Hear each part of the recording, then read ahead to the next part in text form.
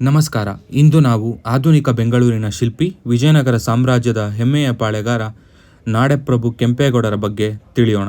1537ರಲ್ಲಿ ಕೆಂಪೇಗೌಡರು ಬೆಂಗಳೂರನ್ನು ಒಂದು ಸುಂದರ ನಗರವಾಗಿ ನಿರ್ಮಿಸಿದರು. ಇವರು ನಗರದ 4 ದಿಕ್ಕುಗಳಲ್ಲಿ ನಿರ್ಮಿಸಿದ 4 ಗೋಪುರಗಳು ಇಂದಿಗೂ ಬೆಂಗಳೂರಿನ ಗಡಿಗುರುತುಗಳಾಗಿವೆ. ಅಷ್ಟೇ ಅಲ್ಲ, ಅಂದು ಅವರು ಕಟ್ಟಿಸಿದ ಮಣ್ಣಿನ ಕೋಟೆ ಮತ್ತು ಪೀಠಿಗೆಗಳು ಇಂದಿನ ಈ ಬೃಹತ್ ನಗರಕ್ಕೆ ಅಡಿಪಾಯ. ಗೌಡರು ಕೇವಲ ನಗರ ನಿವೃತ್ತಿ ಅಷ್ಟೇ ಅಲ್ಲ, ಒಬ್ಬ ದಕ್ಷ ಸಮಾಜ ಸುಧಾಕರರೂ ಆಗಿದ್ದರು. ಅಂದು ಚಾಲ್ತಿಯಲ್ಲಿದ್ದ ಬಂದಿದೇವರ ಹೆಸರಿನಲ್ಲಿ ಮಹಿಳೆಯರ ಬೆರಳು ಕತ್ತರಿಸುವ ಅಮಾನವೀಯ ಪದ್ಧತಿಯನ್ನು ಧೈರ್ಯವಾಗಿ ನಿಷೇಧಿಸಿದ ಕೀರ್ತಿ ಇವರಿಗೆ ಸಲ್ಲುತ್ತದೆ. ಇವರ ನೆನಪಿಗಾಗಿ ಬೆಂಗಳೂರು ವಿಮಾನ ನಿಲ್ದಾಣದಲ್ಲಿ 108 ಅಡಿಯ ಬೃಹತ್ ಕಂಚಿನ ಪ್ರಗತಿ ಪ್ರತಿಮೆಯನ್ನು ಸ್ಥಾಪಿಸಲಾಗಿದೆ.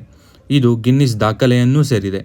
ನಮ್ಮ ನಾಡಿನ ಇಂತಹ ಮಹಾನ್ ಚೇತನದ ಬಗ್ಗೆ ಹೆಮ್ಮೆ ಅನಿಸಿದರೆ ವಿಡಿಯೋ ಲೈಕ್ ಮಾಡಿ ಮತ್ತು ಶೇರ್ ಮಾಡಿ. ಧನ್ಯವಾದಗಳು.